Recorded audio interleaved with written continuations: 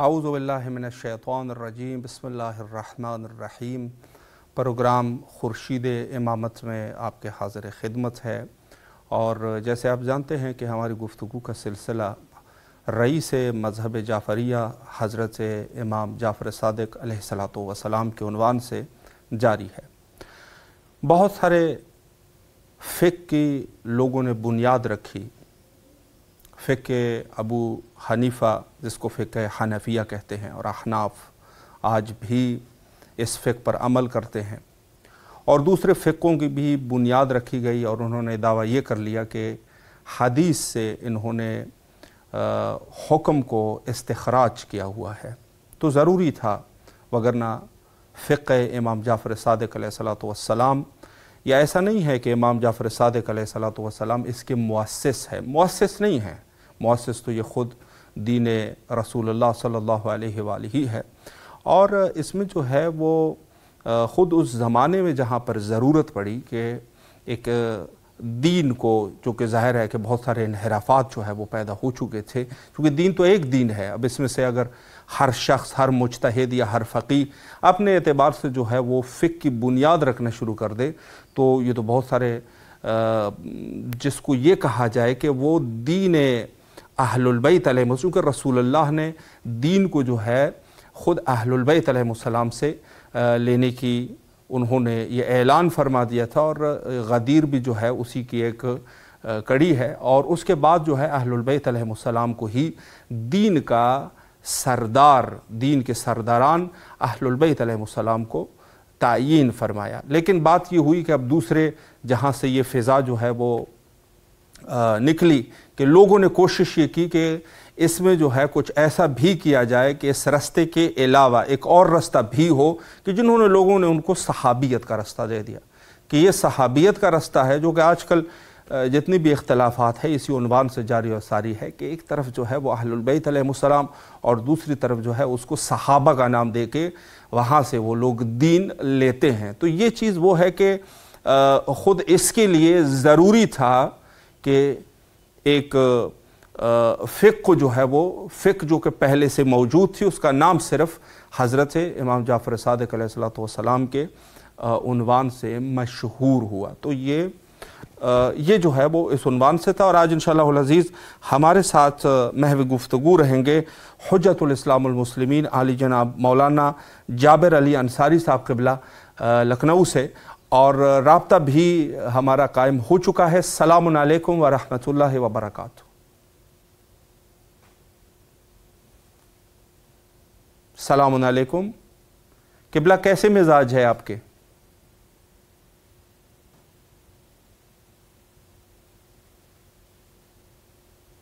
جی غالباً آواز جو ہے وہ موصول نہیں ہو رہی، اور جی ہماری آواز پہنچ رہی ہے وہاں تک؟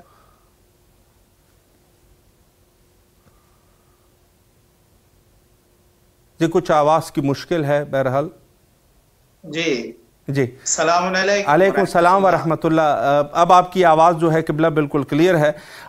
کیسے مزاج ہے قبلہ آپ کے؟ خیریت سے انشاءاللہ؟ الحمدللہ، اللہ آپ کو سلامت رکھے، عافیت سے ہیں الحمدللہ۔ انشاءاللہ آپ امید کرتے ہیں کہ آپ بھی خیر و عافیت سے ہوں گے۔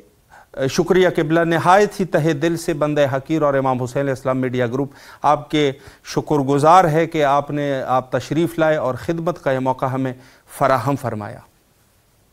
جزاکم اللہ، یہ توفیق اور شرف ہے یقیناً کہ ہم اپنے کچھ معروضات کو آپ کے پیش خدمت اور تمام ناظرین، محترم ناظرین کے پیش خدمت کریں انشاءاللہ۔ قبلہ اللہ آپ کو جزائے خیر دے۔ میں اگر قبلہ آپ اجازت فرمائے تو میں سوالات کا سلسلہ جاری کرنا چاہوں گا، اور جی بالکل جی ہماری گفتگو جو ہے وہ حضرت امام جعفر صادق علیہ السلام کے عنوان سے ہے۔ تو پہلا سوال میں اس عنوان سے کرنا چاہوں گا کہ امام جعفر صادق علیہ السلام کی بے مثال شخصیت، اس پر اگر ایک روشنی فرمائیں۔ بسم اللہ الرحمن الرحیم۔ وبه نستعین وصلی اللہ علی سیدنا محمد وآلہ الطیبین الطاہرین۔ محمد۔ اگرچہ سوال کو مد نظر رکھتے ہوئے علماء کی وہی مثال یاد آتی ہے جی کہ اگر ایک مگس ناچیز، ایک مکھی اپنے پروں کو سمندر سے تر کر لے، جی ہم اور آپ بس اسی مقدار میں اہل بیت علیہ السلام کے افراد میں سے تمام فرد کی شخصیت کو یوں ہی بیان کر سکتے ہیں، من جملہ امام جعفر صادق علیہ السلام کی شخصیت ہے۔ بے شک۔ لہٰذا میں اپنے ناقص بیان اور جو بھی بضاعت علمی یا کم علمی کہہ لیجئے اس کے حوالے سے اور اس بات کو مد نظر رکھتے ہوئے امام صادق علیہ السلام کی شخصیت کو 3 حصوں میں بانٹتے ہوئے آپ کی خدمت میں بہت ہی مختصر وقت میں پیش کرنا چاہوں گا۔ صحیح۔ یوں اگر امام صادق علیہ السلام کی شخصیت کو دیکھا جائے تو یہ شخصیت کو ہم 3 حصوں میں تقسیم کر سکتے ہیں جی، اور وہ حصے، پہلا حصہ امام کی اخلاقی جو روحیات تھیں اور پہلو اخلاقی زندگی کا ایک حصہ، جی، دوسرا حصہ امام علیہ السلام کے علم کا پہلو ہے جو دوسرا حصہ ہو جا رہا ہے، جی، اور تیسرا حصہ عبادی پہلو ہے۔ انشاءاللہ میں ان 3 پہلوؤں کو بہت مختصر سے وقت میں آپ کی خدمت میں پیش کرتا ہوں۔ بسم اللہ فرمائے قبلہ۔ سب سے قبل امام علیہ السلام کا جو اخلاقی پہلو اور زندگی کا اخلاقی حصہ ہے وہ آپ کے خدمت میں عرض کر رہا ہوں۔ اگر قرآن مجید کا جائزہ لیا جائے، جی، قرآن مجید کا جائزہ لیتے ہوئے ہمیں یہ بات صاف صاف نظر آئے گی کہ رسول کی بعثت کا ایک مقصد اللہ یہ بیان فرماتا ہے کہ رسول کو مکارم اخلاق پر فائز کیا گیا ہے، اور اس چیز کی تعلیم دینے کے لیے لوگوں کے درمیان رسول آئے۔ جی، مقام اعلیٰ سے مقام ادنا تک آنے کا مقصد صرف اور صرف تعلیم عباد ہے اور لوگوں کو ان کے ہدف عالی تک پہنچایا جا سکے۔ جی، بے شک۔ اس مقصد حسن اخلاق تھا جو رسول پیکر اخلاق بن کر زمانے میں آئے اور اپنے نور اخلاق سے زمانے بھر کو منور فرمایا۔ جی، اب اس کڑی کو مد نظر رکھتے ہوئے جو مقصد بعثت ہے، امام صادق علیہ السلام رسول کے بعد ان کے جو اوصیاء وسیع بابرکت کا سلسلہ چلا ہے اس کی ایک کڑی امام صادق علیہ السلام ہے۔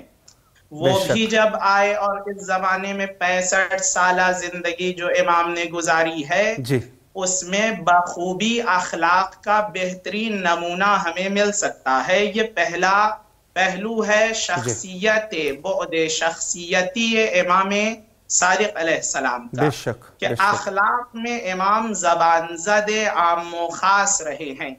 بطور نمونہ، بطور مثال، میں ایک مثال آپ کی خدمت میں پیش کرنا چاہتا ہوں۔ بسم اللہ۔ ایک شخص ہے جو امام کی خدمت میں آتا ہے، آنے کے بعد کہتا ہے مولا آپ کے رشتہ دار فلاں فلاں، کئی لوگوں کا نام لیتا ہے وہ، اور کہتا آپ کے رشتہ دار آپ کو برا بھلا کہتے ہیں، آپ کے بارے میں بدگوئی کرتے ہیں، آپ کے رشتہ دار آپ کو صحیح القاب و صحیح نام سے نہیں نواز رہے ہیں۔ کیا دیکھتا ہے؟ راوی کا بیان ہے کہ امام فوراً بلند ہوتے ہیں، وضو کیا اور 2 رکعت نماز پڑھنے کے لیے کھڑے ہو جاتے ہیں۔ صحیح۔ راوی کہتا ہے میرے ذہن و دماغ میں یہ سوال اور یہ بات آنے لگی کہ اب یہ فرد جو واجب الدعوہ اور مستجاب الدعوہ ہیں، جب نماز سے فارغ ہو جائیں گے تو جن کے نام میں نے ان کے سامنے پیش کیے ہیں ان کے لیے نفرین و بددعا کریں گے۔ صحیح۔ منتظر رہا اور دیکھتا ہے امام کی نماز ختم ہوئی، امام نماز سے فارغ ہونے کے بعد دست دعا بلند کرتے ہیں اور فرماتے ہیں خدایا جن لوگوں نے میری بدگوئی کی ہے انہیں معاف فرما، ان کی بخشش۔ اللہ اکبر۔ یہ ہے کہ پہلو اخلاق، زندگی اخلاقی، شخصیت اخلاقی امام صادق علیہ السلام کا ایک نمونہ جو میں نے آپ کی خدمت میں پیش کیا۔ اب اخلاق میں بھی بہت ساری چیزیں آ جائیں گی جو ظاہر سی بات ہے، نہ وقت ہے نہ ہی مناسبت اتنی وسیع ہے کہ میں ان تمام پہلوؤں کو بیان کروں۔ ہاں، میں ایک بات ضرور عرض کرنا چاہوں گا، ان اخلاق میں ایک چیز امام کی یہ ہے جو صبر و شکیبائی امام کی رہی ہے، یہ بھی امام شخصیت کی طرف روشنی بخوبی ڈال رہی ہے۔ آپ دیکھیے، ایک فرد ہے قتیبہ عشا، اس کا کہنا ہے میں امام کی خدمت میں پہنچا، امام دم در دروازے کے پاس کھڑے ہوئے تھے اور مغموم تھے۔ میں نے عرض کیا مولا کیا دقت ہے، کیا پریشانی ہے؟ امام نے فرمایا میرے ایک بیٹے کی طبیعت خراب ہے۔ چہرے پر آثار پریشانی۔ اس کے بعد امام گھر میں داخل ہوتے ہیں اور جب واپس کچھ دیر کے بعد آتے ہیں تو امام کا چہرہ حشاش و بشاش۔ ہم بھی یہی سوچتے ہیں اور عائشہ نے بھی یہی سوچا کہ ہو سکتا ہے طبیعت بحال ہو گئی ہے، جس کے سبب سے امام کے چہرے پر آثار حزن ختم ہوئے اور آثار شادی آ گئے۔ امام کی خدمت میں جاتا ہے، جانے کے بعد کہتا ہے مولا کیا ہوا؟ فرمایا کہ وہ بیٹا جس کی طبیعت خراب تھی وہ دنیا سے جا چکا ہے۔ کہا مولا آپ کی طبیعت ناساز تھی، چہرے پر حزن و ملال اس وقت جب طبیعت خراب تھی بیٹے کی، اب جب دنیا سے جا چکا ہے تو آپ حشاش و بشاش ہیں، کوئی آثار غم چہرے پر نظر نہیں آ رہے ہیں۔ حضرت نے فرمایا اللہ نے ہمیں یہ قدرت عطا کی ہے اور ہمیں حکم دیا ہے کہ اللہ کی رضا پر راضی رہے، قضاء و قدر پر راضی رہے۔ یہ ایک نمونہ اخلاقی امام صادق علیہ السلام کا۔ پس بعد زندگی میں پہلا بعد و پہلو اخلاق، دوسرا علم، تیسرا پہلو جو میں آپ کی خدمت میں بیان کر رہا ہوں عبادی پہلو، یہاں تک کہ مالک ابن انس جو مالکی مذہب کا امام ہے، اس کا بیان یہ ہے کہ میں نے امام صادق علیہ السلام کو 3 حالت کے علاوہ چوتھی حالت میں نہیں دیکھا ہے۔ یا امام کو تعلیم و تعلم کے مقام، اب وہ تعلم کہہ رہا ہے وگرنہ علمی مقام میں ہمیشہ دیکھا ہے۔ ایک اگر علمی مقام میں نہ ہوئے روزے کی حالت میں دیکھا ہے، روزے کی حالت نہ ہوئی ذکر الہی میں دیکھا ہے۔ ان کی زندگی انہی 3 چیزوں کے درمیان گزری ہے۔ یہ مقام عبادی امام صادق علیہ السلام ہے۔ بے شک۔ بس یہ پہلو گفتگو اگر ہم بعد و شخصیت امام میں لاتے ہیں تو یہ 3 طرح سے ہم امام کی شخصیت کو مختصر الفاظ میں بیان کر سکتے ہیں۔ ایک، امام کا وہ شاہکار جو اخلاقی شاہکار تھا، دوسرا امام کا علمی شاہکار، اور تیسرا امام کا عبادی شاہکار کہ اگر ہم زمانے بھر میں جانچ و پڑتال کر لے نہ نظیر ملنے والی ہے اور نہ مثال ملنے والی ہے امام صادق علیہ السلام کی۔ اب یہ نہایت جفا ہوگی بعض لوگوں کی کہ وہ اپنی پوری 8، 10، 15، 20 جلدیں کتاب لکھ ڈالے، لیکن اس میں نہ امام کے اخلاقی پہلو کو ذکر کریں، نہ امام کے علم پہلو کو ذکر کرے، نہ عبادی پہلو کو ذکر کرے۔ یہ واقعاً امام پر جفا ہو رہی ہے اور کھلا ہوا عناد و دشمنی سمجھ میں آ رہا ہے۔ وگرنہ امام کو اگر امام کی حیثیت سے جو لوگ نہیں بھی دیکھ رہے ہیں ان میں یہ حسن موجود ہے، کم سے کم مومن منصف وہ ہے جو حسن کو بتائے نہ چھپائے۔ بس یہ ایک پہلو تھا جسے میں نے آپ کی خدمت میں پیش کیا، اور مومنین کی توجہ اس چیز کی طرف ہونی چاہیے۔ بے شک بے شک قبلہ، بہت خوبصورت طریقے سے آپ نے وضاحت فرمائی۔ ہمارے پاس تقریباً 6-7 منٹ کا ٹائم ہے، تو اس میں جو آپ نے ایک پہلو کی طرف اشارہ فرمایا، علمی پہلو حضرت کا، تو ظاہر سی بات ہے کہ حضرت نے بہت سارے شاگردوں کی تربیت فرمائی اور علوم کو جو ہے وہ پوری دنیا میں جو ہے اس کی نشر و اشاعت کی۔ تو اس عنوان سے اگر کچھ مزید آپ وضاحت فرمانا چاہیں۔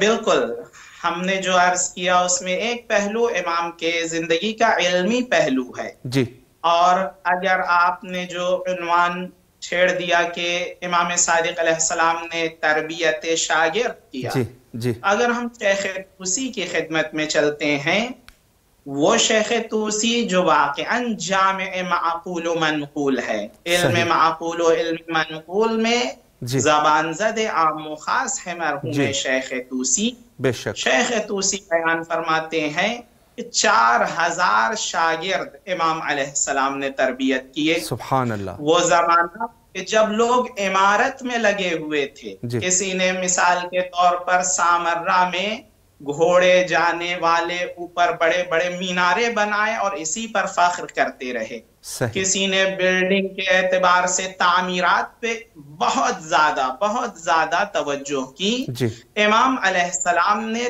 تعمیر کو چھوڑتے ہوئے، عمارت کو چھوڑتے ہوئے ثقافت پہ بہت زیادہ توجہ دی، اور امام نے دنیا بھر کو بتا دیا عمارت 100 سال 200 سال 500 سال بعد خراب ہو جائے گی، لیکن ایک مرتبہ اگر ثقافت رائج ہو جاتی ہے تو تا دم قیامت ثقافت کو کوئی ختم نہیں کر سکتا۔ سبحان اللہ۔ امام نے پرورش کے شاگردوں میں اسی بات کی طرف توجہ دلائی کہ ثقافت کی بنیاد ڈالیے، نہ عمارت کی۔ عمارت مزمحل ہونے والی ہے، ثقافت پائیدار ہے۔ امام نے 4000 شاگرد کی تربیت کی، جن میں بڑے بڑے نام ہیں، اگر آپ دیکھیں اور گننا چاہیں 2-4 کے نام میں آپ کی خدمت میں پیش کر رہا ہوں۔ محمد ابن مسلم جیسے فرد ہیں اس میں، ابان ابن تغلب جیسے، زرارت ابن عیون ابن سنسن جیسے افراد موجود ہیں۔ اس کے بعد اگر ہم آگے آتے ہیں اور ان کے شاگردوں کی جو فہرست، ہشام ابن سالم، ہشام ابن حکم، یہ سب امام کے شاگرد ہیں، کہ جن میں سے بعض کے حوالے سے یہ فقرہ ملتا ہے لولا ہؤلاء لندرست آثار النبوہ، اگر ان میں یہ لوگ نہ ہوتے، 6 لوگ نہ ہوتے تو آثار نبوت مٹ جاتے۔